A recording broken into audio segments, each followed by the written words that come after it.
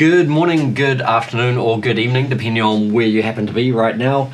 Nice that you can join us for this lecture on the basics of starting a business. My name happens to be Matthew Lynch.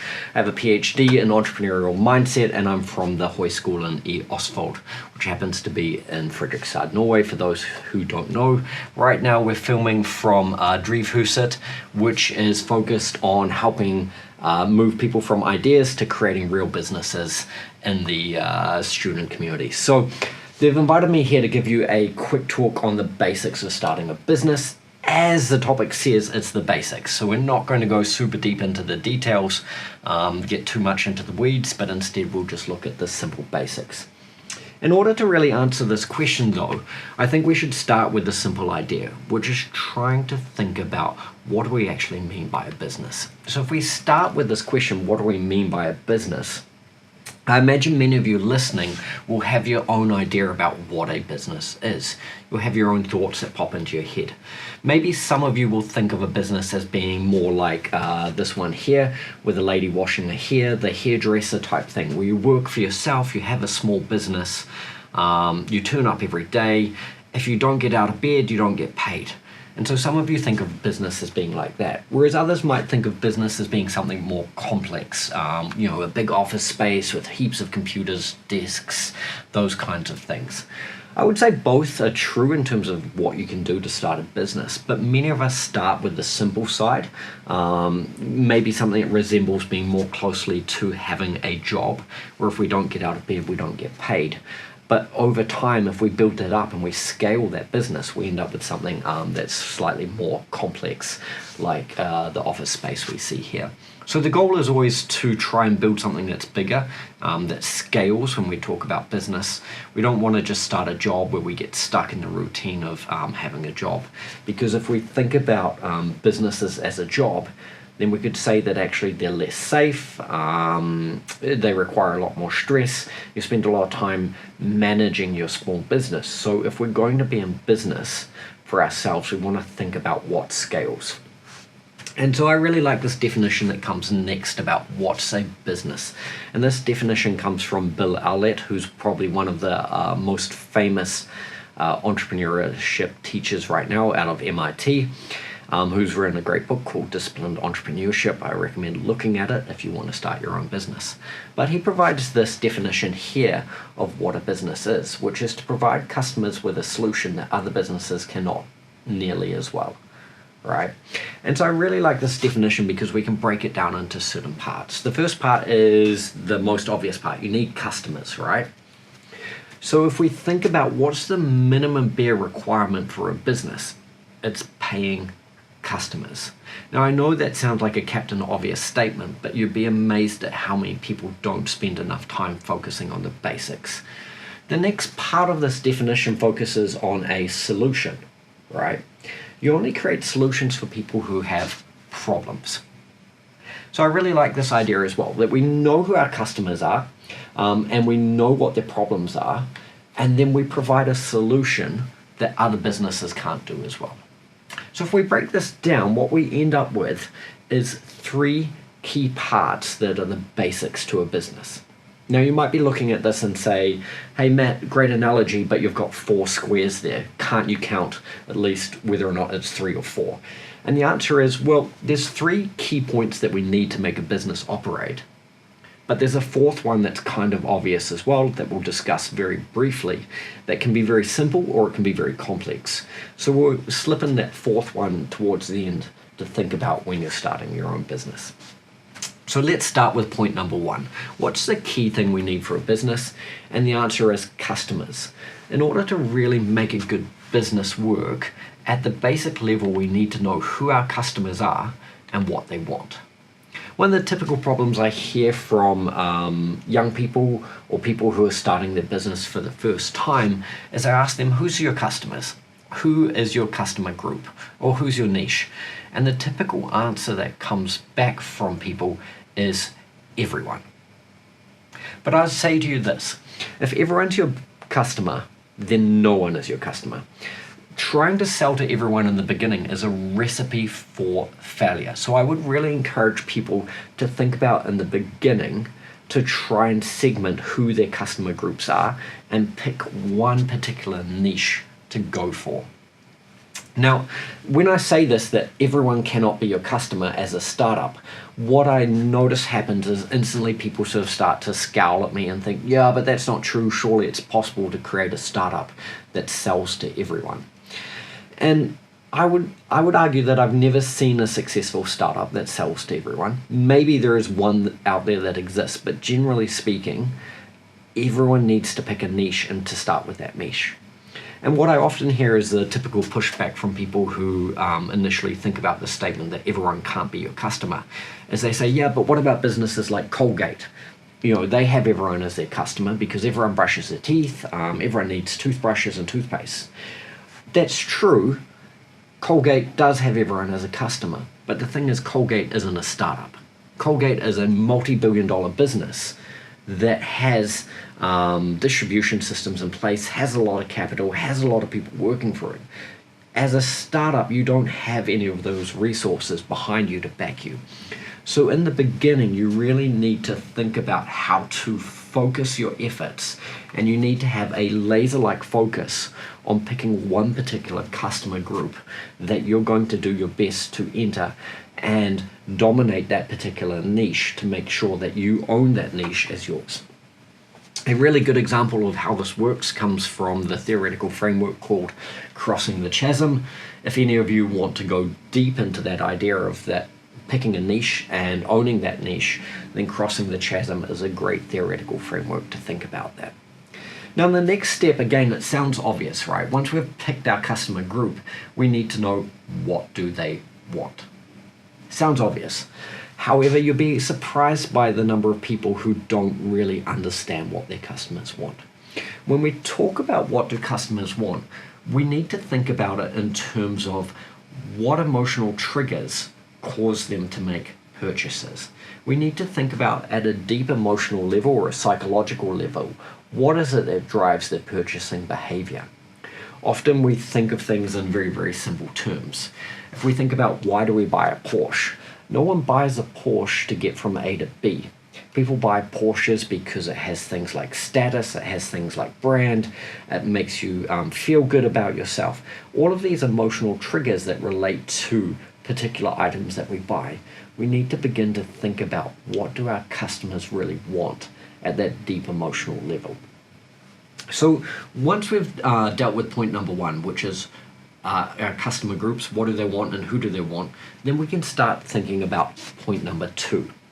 And point number two is really about trying to create a solution for people who are our customers, who have a particular need.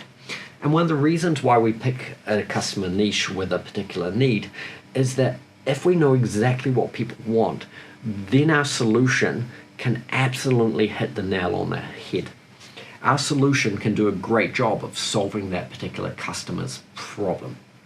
So we need to spend time digging into us and making sure that we iterate on our solution so that we test out our solution through prototyping it and figuring out, does it actually work for our customer group? And the best way to do that actually is to go and talk to those customers that we've identified as fitting our niche and ask them, hey, does this solution we've got, does it fit your particular problem, or are we sort of not quite hitting the nail on the head?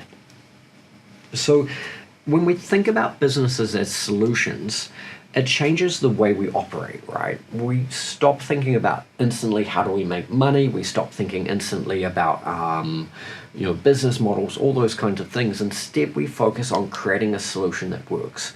A good way to think about it comes from this idea of customer market fit, and that there should be a close connection between what the customer wants and the solution we create in order to really nail this. So now we're at point number two. We know what the customer wants, and we know who our customer is, and we've got a solution that works. Point number three, then we can start shifting on to more of the financial business side, and that comes through a business model. Before we get to a business model though, I want to really draw on an example of a business that's managed to move from being that single hairdresser and scaled up to being a chain of businesses here in Norway. And that business is called Cutters. So you can see Cutters here in the picture. And they've done a great job by saying who their customers aren't. And they really nail this idea about having a particular customer niche. So as you can see here in the picture, their catchphrase is cut time, cut hair, cut costs. So if I ask students, what does this business do? The initial response I get from people is, oh, they cut hair. And that's true at the basic level, but that's not true at that emotional level that we're talking about. It's not true at the level of trying to understand what it is that really drives customer behavior. And so I think the way we can get to the bottom of this is to start to look at what Cutters doesn't do. Cutters doesn't wash your hair. It doesn't offer you a coffee when you turn up. It doesn't offer head massages. It doesn't offer you a whiskey like some places do. And so the point is, it's not providing a luxury experience. Instead, it provides a haircut at a fixed price. It provides a haircut at a fixed time, maximum 15 minutes. And it provides very little waiting time. So it provides the drop-in service. So you can turn up, drop in, get a haircut quickly at a fixed price and leave. And so this particular brand, Cutters, serves a particular niche that suits a certain people in the market that want those things when it comes time to get a haircut. However, it doesn't suit everyone. And what they've managed to do is basically say, yeah, we don't serve everyone, we serve this particular niche. And because they've done that, they've been able to scale. And from there, they've been able to create this third point, the business model. And the business model they've created is the franchise. So when I talk about business models, if you're new to entrepreneurship, many people don't know what I mean by a business model. And I basically describe it as this, a way to get paid. But I don't mean in terms of a FPOS or a cash terminal. That's not what I mean by getting paid. What I mean is this idea of how do we structure the process of getting payment? And I think it's easiest if we draw on some particular examples to demonstrate what we mean by business models. The first one we want to draw on is Spotify. Spotify's done a great job of taking something that either we used to own, if we think about CDs or records, we used to own music, or if you're slightly more modern, potentially you might have actually been downloading music for free. Spotify came in and absolutely changed the market, and what they did is they managed to monetize renting of music. None of us own the music anymore. None of us are downloading it for free anymore. All of us that listen to Spotify instead pay a monthly rental. And so it's this idea of taking a good and finding a way to rent it back to the customers on a monthly basis. And once you've got that monthly lock-in of customers, once you've got the subscription service set up in place, you'll find that most customers stay hooked on a service for a long amount of time. Or what's a different business model? If you look down in this corner over here, you might see a jet plane engine. And you're wondering, sorry, not a jet plane, but an airplane engine. And you're wondering, okay, what's the business model of airplane engines? Rolls-Royce actually owns most of the market for airplane engines, and they've done a great job of creating a business model that I think is really innovative and really interesting. And that business model is they basically just about give away their airplane engines for free. And you think, well, how does that work? How can Rolls-Royce be making money off giving away free airplane engines, especially given how complex they are, how large they are, and the fact that they make up a huge part of the airplane? And the answer is, instead what they do is they actually rent out the engine on an hour-by-hour basis to the airline companies that run the airplanes. So if you run the engine, you pay for it. If you don't run it, you don't pay anything for it. And so this provides a very effective business model to the airlines as well, because they know exactly what their costs will be on a month-by-month basis, where they only pay for the time they use with regards to the airplane engine. The next business model comes from Gillette, and it's sometimes called the razor blade model, or it's also referred to as the bait and hook model. And this is another great business model, and it looks at this idea of when you buy a razor that can be very expensive, what happens is that over time the blades go blunt and you end up buying replacement blades. And those replacement blades, they're not the cheapest blades out there. They can cost a lot more. But once you've got the physical razor, No one wants to go and buy a second physical razor. You feel emotionally guilty about throwing that razor out and getting a new one. And instead you end up buying these razor heads and replacing them on a, say, weekly basis in order to keep providing Gillette with revenue. So a really effective business model. A similar business model that's become very popular, a similar business that's operating the same business model that's become very popular recently is Nescafe machines, where the particular machine itself, relatively affordable, but once you buy the machine, you end up buying the capsules every single week and feeding an additional revenue to Nescafe on a week-by-week basis. So this is what we mean by business models. And business models form an important strategic choice. But it should be step number 3 in setting up your business. As we said, first one, start with what's important in terms of who your customers are and what they want. Second of all, create a good solution that matches. Once you've done that, then you can shift on to trying to understand what's the best strategic business model that suits your particular startup. So once we've got that, we've got these 3 points here. And the fourth point that people were wondering about, the kind of obvious point, that people were wondering about, what else do we need in terms of the basics of starting a business? The final point is awareness. So you'd be amazed at how many great businesses are out there that no one has ever heard of before. So we have to begin to think about, once we've got this business up and running and we're trying to scale it, how do we create awareness around that business? And the simplest way to do that for most startups out there is what we call word of mouth. And this links back to point number 1 and point number 2. If you know who your customers are and you know what problems they have, and you create an amazing solution for that for that customer group, what will happen is they will tell like-minded people. So in English we have a saying, birds of a feather flock together, which means that similar people hang out with other people who are similar to them. And so if you solve their particular problems, they're likely to tell friends and family and those who are similar to them, hey, this business does a great job of solving my particular problem. Maybe they're relevant for you too. And so what happens is that we get a viral spread of your business where people begin to know about it and get a better idea that you exist and that you do a great job of solving that particular problem that you have. And as we know, we all rely on our friends and family for great recommendations. In the long run, we can begin to focus on more complex solutions to generating awareness. This might be things like online marketing or other marketing strategies, but they go far beyond what we would call the basics of a business, and they get very much into the depths and the details of how to start a business, and they also become very context specific as well. So I'm not going to spend a lot of time on this. So those are the 4 basics of starting a business. There's also some others that we could think about as well. And the first one I want to bring up is this idea of build, test, learn. Most people think of having a good idea. I think one of the most dangerous things I hear from entrepreneurs who are starting out is, I have a good idea.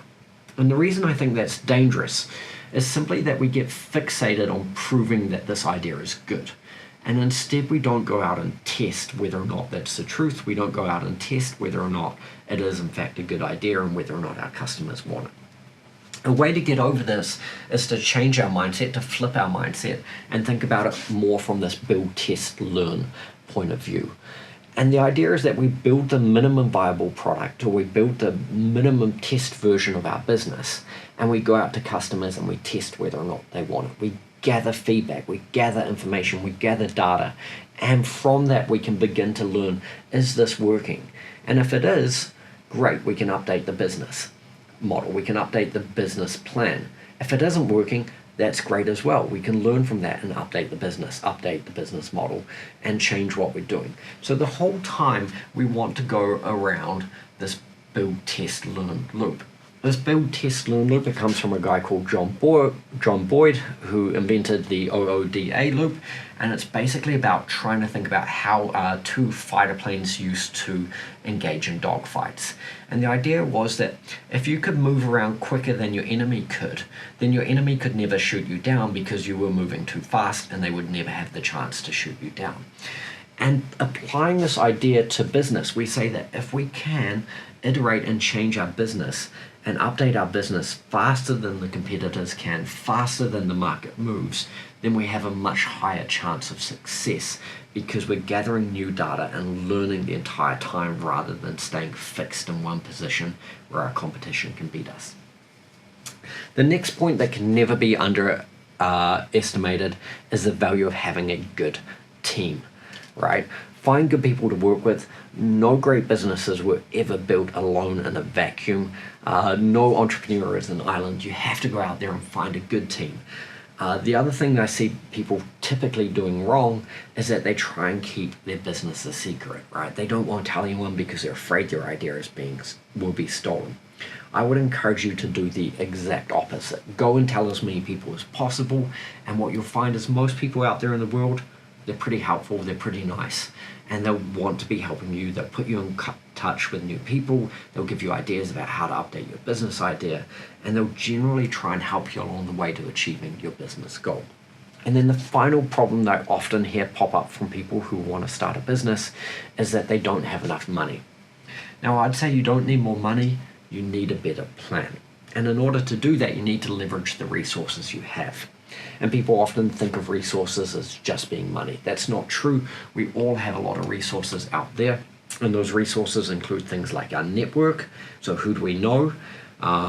They include things like what do we know, what knowledge do we have right now, and then they also include things like what physical access to things do we have, whether it be a car or a van or maybe a storage area or a garage. We all have resources that we can use to leverage them.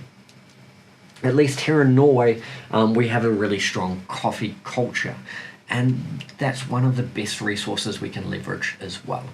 In terms of most people, if you ring them and say, hey, can we grab a coffee? Virtually everyone will say yes to that. So leverage that as a resource as well. Leverage the idea that you can go out and talk to just about anyone here in Norway, and I think that's probably true in the world as well. Ask them if you can have a coffee, leverage their knowledge, leverage their network, tell them about your business idea, and get them to help you along the way. So those are the key points that I have about the basics of starting a business. As I said, it's the basics. We could go into depth and dive into the details of all of these ideas and really dig into this in extreme detail. But for today, these were the basics. Hope you got something out of it. We'll keep it short and sweet. And for today, I'll say thank you very much. Again, my name was Matthew Lynch. Feel free to reach out to me at the Høgskolen Østfold if you have any questions. I'd love to be in touch and help you out with your particular startup. Thanks.